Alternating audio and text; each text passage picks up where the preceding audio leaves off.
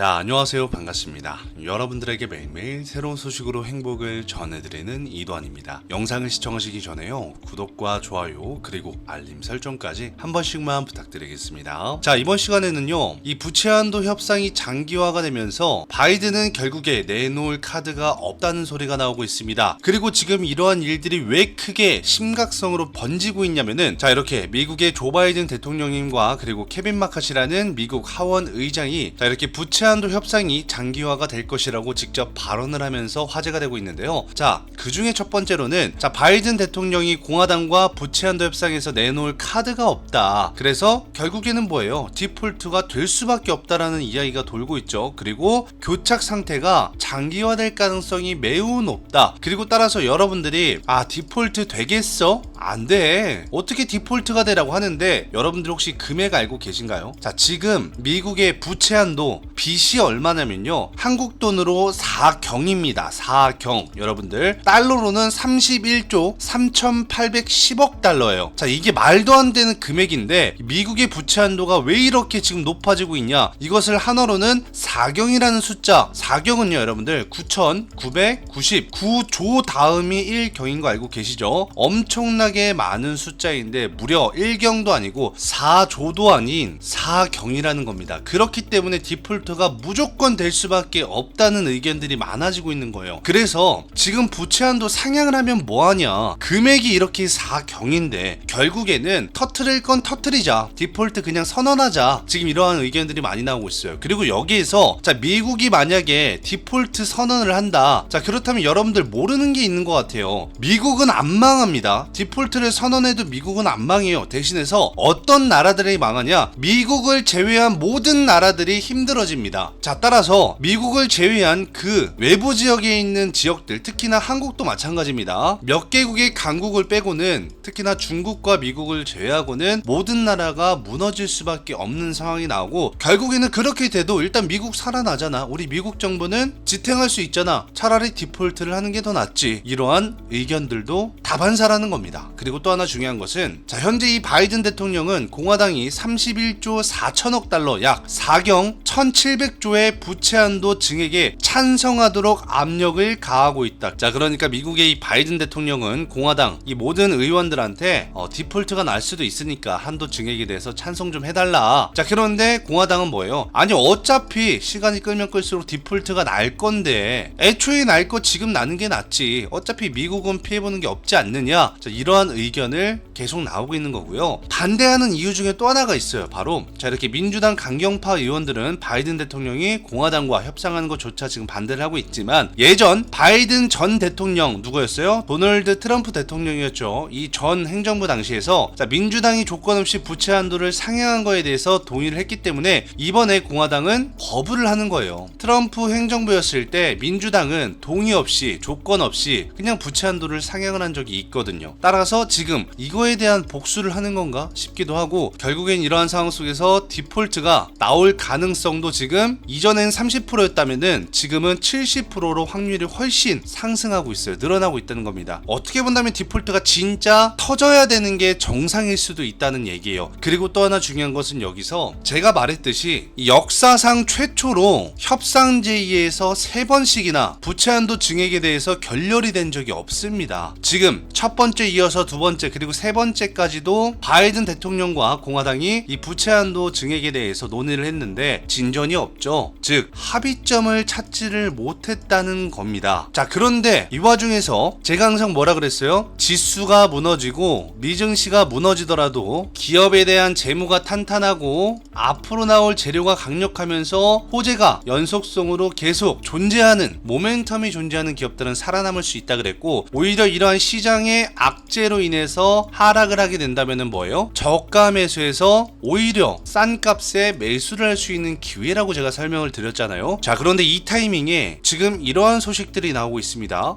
자, 먼저 화면을 보시면은 뉴욕 증시 부채 한도 협상 주식속 하락을 했다 하면서 나스닥도 무려 1.2% 이상 하락을 했습니다. 자, 그렇다면은 이게 지금 우리랑 뭔 상관이야 라고 하는 분들도 있고, 자, 코인 시장은 결국에는 미증시를 따라가기 때문에, 그리고 경제적으로 봤을 때 지금 디폴트가 난다라고 하면은 비트코인이 추가적인 하락이 나올 수도 있기 때문에 우리가 거시적인 시황이라든가 앞으로에 대한 스탠스, 그리고 경제지표나 발표 등의 주시를 해야지만 우리가 미리미리 계획적으로 방어를 할 수 있고 대응을 할 수가 있겠죠. 자, 이렇게 보신다면은 이전부터 계속 부채 한도 협상이 이어졌지만 지금 몇 번째예요? 맞습니다. 여기 보시면은 세 번째, 첫 번째 이어서 두 번째, 그리고 세 번째 조 바이든 미국 대통령님과 공화당 소속의 케빈 메카시 이 하원 의장과 이 부채 한도에 대한 상향 문제를 논의를 하는데 지금 세 번째 결렬이 됐습니다. 그래서 합의점을 찾지 못했다는 거죠. 왜 그러냐? 조 바이든과 공화당은 서로 의견이 달라요. 어느 한쪽은 부채 한도를 상향을 해서 일단 지금 이 모든 빚과 부채에 대한 부분, 이것을 해결해야 된다, 즉 리스크를 해결을 해야 된다라는 쪽이 있다면은, 또 다른 한쪽은 어차피 폭탄은 터진다, 지금 여기에서 우리가 부채 한도를 상향을 해서 빚을 조금 더 늘린다고 한들 어차피 이 문제는 언젠가는 터질 듯한 시한폭탄과 다르기 때문에 아싸리 지금 터트리는 게 낫다. 그러니까 미국의 디폴트가 찾아오든 말든 그냥 내버려 두자라는 의견이 있습니다. 이렇게 의견이 갈리고 있고, 그래서 이러한 심각한 상황 속에서도 합의안을 도출하지 못했다고 하죠. 하지만 이 말이 조금 일리가 갑니다. 어차피 지금 조 바이든 대통령과 공화당의 이 하원 의장이 만나서 부채 한도에 대한 협상을 한들, 그래서 부채 한도를 상향을 한들 빚은 계속 늘어날 거예요. 그렇다면 부동산이든 주식이든 코인이든 심지어 여기에 엄청나게 거품이 끼어져 있는 이 인플레를 누가 잡을 거냐 이 말이에요. 결국에는 부채 한도를 더 늘리면은 사람들은 빚을 더 내고 결국엔 정신 못 차리고 투자를 할 건데, 자, 인플레는 어차피 더욱더 버블 현상이 나온다. 그래서 아싸리 싹을 죽이는 게 낫다. 지금 이러한 의견들이 있는 가운데, 자, 이번 달에 중요한 지표 일정들이 많이 존재를 하는데 오늘 밤에도, 오늘 새벽에도 중요한 뭐요? FOMC에 대한 의사록 공개가 있습니다. 따라서 지금 이렇게 합의안을 도출하지 못한 상태에서 많은 지표 발표 일정들이 존재를 한다는 것은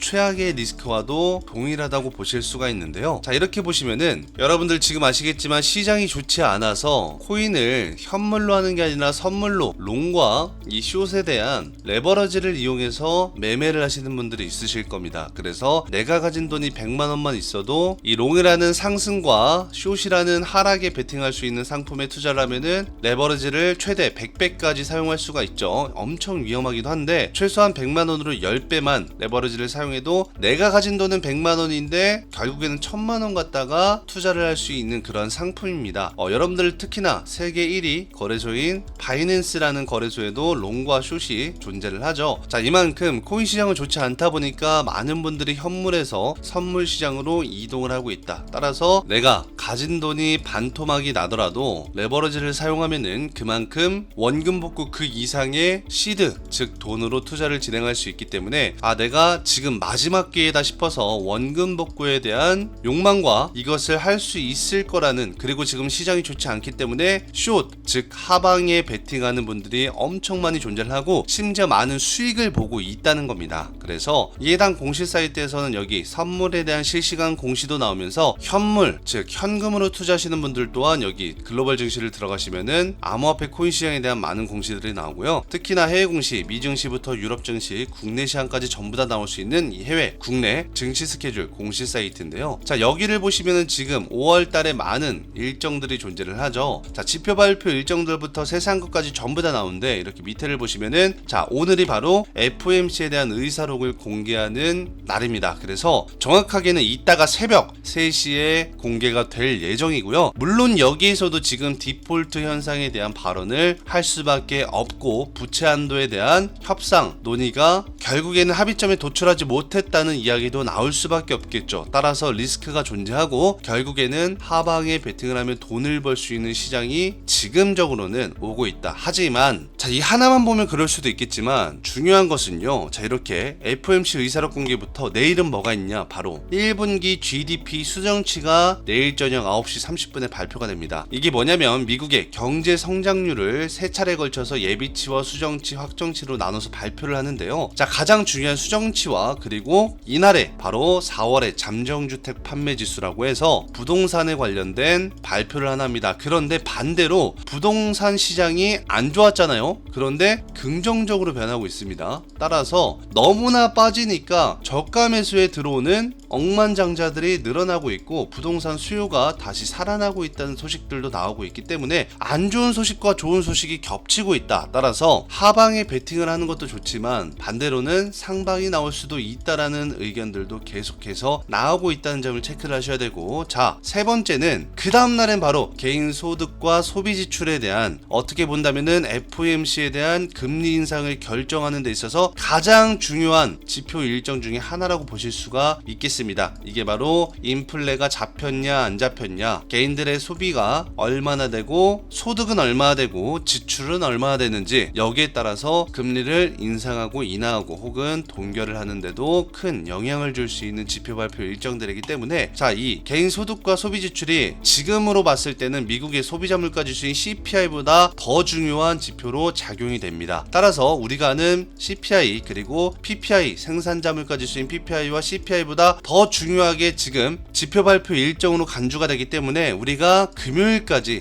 저녁 9시 30분까지는 긴장감을 놓쳐서는 안 되고요. 자, 여기에 따라서 많은 분들이 지금 이렇게 해당 증시 스케줄 일정을 5월달만 볼 수 있냐라고 하시는 분들도 계시는데 아닙니다. 자, 5월달부터 6월달, 7월달, 8월달, 9월달, 10월달 이런 식으로 미리미리 증시 스케줄을 볼 수 있고, 자, 5월달에 이어서 6월달에는 자, 뭐가 있어요? 맞습니다. 미국의 디폴트, 즉 결과 발표를 도출할 수 있는 국가 부채에 대한 디폴트 현상을 발표하는 날입니다. 이날 누가 발표해요? 맞습니다. 미국의 재무장관인 제닛 앨런 장관이 바로 채무 불이행에 대한 데드라인, 디폴트 현상을 발표할 거고, 여기서 결국엔 디폴트가 되냐 안 되냐의 문제점이고, 6월 1일날 발표를 하면 이날부터 무너지냐, 그건 또 아닙니다. 왜냐면 자, 이렇게 보시는 것과 같이 미국 재무장관이자 제닛 앨런 장관은 6월 1일에 연방정부의 현금이 고갈될 수 있다, 그래서 경고를 한 바가 있으면서 이날 재무부가 예고한 연방정부 현금 소진이 6월 1일까지인 만큼 여기에서 합의점이 나오지 않으면은 디폴트가 될 수 있다라는 것을 하는 거고요. 디폴트가 만약에 된다라고 한들, 혹은 부채 한도에 대한 협상이 되지 않을 경우, 상향이 되지 않을 경우에는 6월 초에서 8월 초 사이에 현금, 이 모든 자산이 고갈되면은 그때부터 가장 빠른 6월 2일 혹은 6월 13일 날 디폴트가 나올 수 있다고 이렇게 발언을 하고 있어요. 따라서 자, 6월 달에도 지금 많은 지표 발표 일정들이 존재를 하는데, 혹시나 이 해당 공식 사이트에 대한 링크를 모르시는 분들이 많이들 계시더라고요. 자, 따라서 여러분들 영상 상단에 보이시는 제 개인 연락처인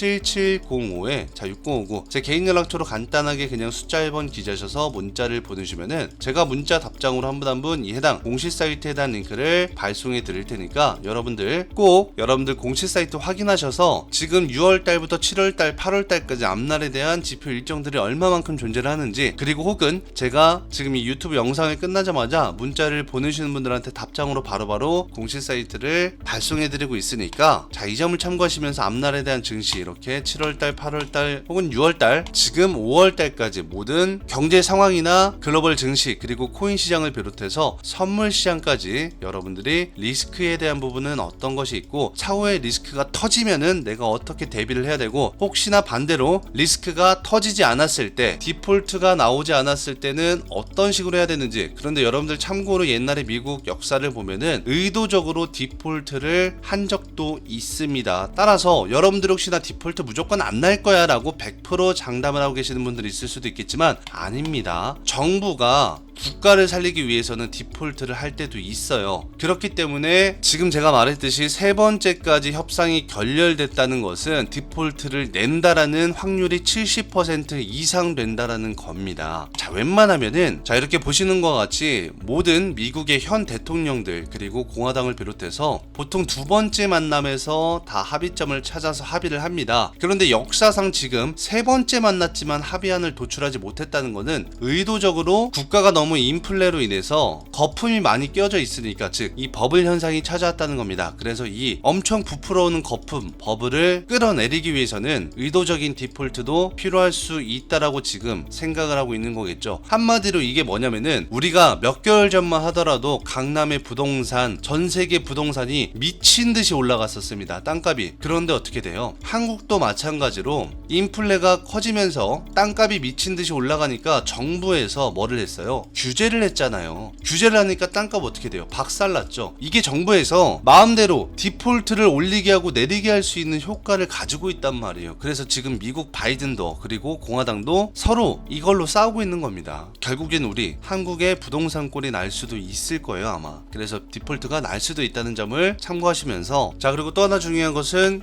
XRP에 대해서, 그리고 우리 리플의 CEO가 스위스와 아랍에미리트, 즉 사우디 중동 쪽이죠, 이 기업의 인수에 10억 달러를 사용할 계획이라고 하면서, 자, 이렇게 보시면은 리플의 CEO이자 최고의 경영자인 브래든 갈링하우스가 최근 두바이 금융 테크놀로지 서밋에 참석을 해서, 자, 리플은 대차 대조표상 10억 달러 이상의 현금을 보유하고 있다. 따라서 유보율이 많다는 거죠. 현금 자산이 많다는 거예요. 그리고 이 사업 확장과 기업 인수 등에 사용할 계획이라고 밝히면서, 자, 그는 이어서 인수할 회사는 암호화폐 친화적 시장인 스위스와 아랍에미리트에서 모색하고 있다고 전하고 있습니다. 자, 그렇다는 말은 뭐냐면은, 회사에 지금 남아도는 돈이 많다, 즉 유보율이 많은데 이걸로 우리는 기업을 인수를 하고, 그 중에서도 스위스와 아랍에미리트, 암호화폐 친화적이고 합법적인, 그리고 그 나라의 정책에 맞물리는 나라이기도 하죠. 따라서 이 기업을 인수를 하면은 엄청난 수혜를 입을 수 있다는, 그리고 실제로 수혜를 보고 있는 기업들도 있습니다. 그렇기 때문에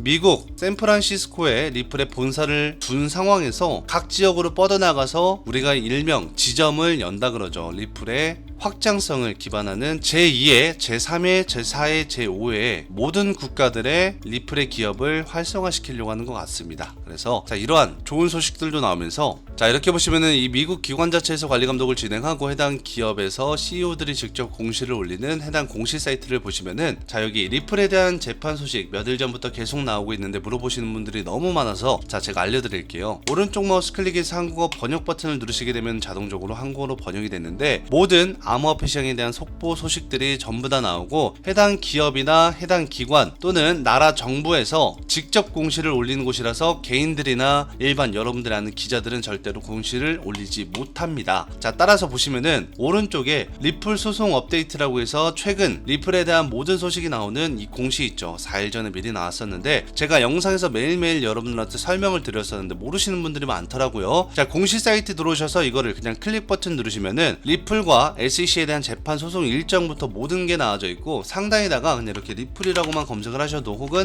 리플과 SEC라고만 검색을 하셔도 재판 판결 일정에 대한 소식들이 전부 다 나와져 있으니까 이렇게 클릭 버튼 누르시고요, 돋보기 모양 검색 버튼을 누르시면은, 자, 리플에 대한 소송 일정과 일정에 대한 판결 날짜까지, 시간까지 전부 다 나와져 있고요. 이 일정 체크 꼭 하시고, 여러분들 혹시나 이 해당 공시 사이트를 모르 계시는 분들은, 자, 영상 상단에 보이시는 제 개인 연락처인 010-7705에 자 6059 제 개인 연락처로 간단하게 그냥 숫자 1번 기재하셔서 문자를 보내주면은 제가 문자 답장으로 한 분 한 분 이 해당 공시 사이트에 해당 링크를 영상이 끝나자마자 문자 답장으로 바로바로 발송을 해드릴 테니까, 자, 이 점을 참고하시면서, 자, 혹시라도 영상을 뒤늦게 보신 분들이나 제 유튜브 영상을 뭐 이틀이나 3일 뒤에 보시는 분들 또한, 자, 이렇게 소통방이 존재를 합니다. 여기에도 공시 사이트 및 교육 영상 안내드립니다라고 해서 사이트 주소 링크 전부 다 걸어놨으니까요, 5가지의 이 사이트 링크 주소 여러분들 PC나 핸드폰에 꼭 저장을 해 놓으시길 바라겠고, 뒤늦게라도 영상을 보셨다면은 이분처럼 이렇게 들어오셔서 많은 분들과 소통도 하시고요, 정보에 많은 도움을 받으시고, 항상 모든 정보 그리고 여러분들한테 드리는 PPT 자료나 이런 것들 전부 다 무료로 도움을 드리고 있고, 공시 사이트도 항상 제가 무료로 여러분들한테 나눔을 해드리고 있으니까, 자, 이 단체 톡방 또한 마찬가지로 영상 상단에 보이시는 제 개인 연락처인 010-7705에 자 6059 제 개인 연락처로 간단하게 그냥 숫자 1번 기재하셔서 문자를 보내시면은, 제가 아침이든 점심이든 저녁이든 새벽이든 문자 문자 답장으로 확인을 하면은 바로바로 이분처럼 제가 초대 링크를 발송해 드릴 테니까 뒤늦게라도 들어오셔서 리플에 대한 많은 정보의 도움을 받아가셨으면 좋겠습니다. 자, 그렇다면 오늘도 이렇게 미증시가 하락을 하고 있는 이유, 제가 항상 분명 말하지만 코인만 알면 안 된다. 여러분들 지지저항 따지면서 기술적 분석 해봐야, 경제적인 걸 모르면은 결국에는 뭐예요? 투자도 도박이에요. 경제적인 걸 알아야 되고, 증시에 대한 리스크가 뭐가 있는지도 알아야 되고, 지표가 어떤 것들의 일정이 발표가 되는지도 알아야 되고, 시장에 대한 전망, 그리고 산업적인 면들도 전부 다 알아야 되기 때문에 개인 투자자들은 이거를 귀찮아하고 하기 싫어하십니다. 그래서 제가 있는 거예요. 제가 전부 다 도움드리고 알려드리고 있으니까 여러분들은 그냥 하루에 한 번씩 제 유튜브 영상 보시면서 지금 흐름이 어떻게 흘러가고 있는지, 그리고 단체 톡에 들어오시면은 제가 짧게 1분 요약으로 모든 설명들을 전부 다 해놓고 있으니까 여러분들 또한 이 PPT 자료 1분 요약 이거 한 가지만 하루에 한 번씩 보셔도 지금 증시가 어떻게 돌아가고 있는지, 코인 시장이 어떻게 돌아가고 있는지, 왜 상승과 왜 하락이 나오고 있는지, 앞날에 대한 미래는 어떤 건지 전부 다 이해하기 쉽고, 리스크라든가 혹은 호황장세에서 수익을 누리실 수 있을 겁니다. 따라서 정보는 선행 집행을 하고, 여러분들은 이 시장에 알려지지 않는 정보를 알고 계셔야 큰 수익을 얻으실 수 있거나 미리미리 대비나 대응을 하실 수 있다는 점을 참고 부탁드리면서, 자, 오늘도 영상을 이렇게 끝까지 시청해 주셔서 정말 감사하고요. 저는 다음 영상에서 더 좋은 소식으로 찾아뵙도록 하겠습니다. 여태까지 영상을 끝까지 시청해 주셔서 정말 감사합니다.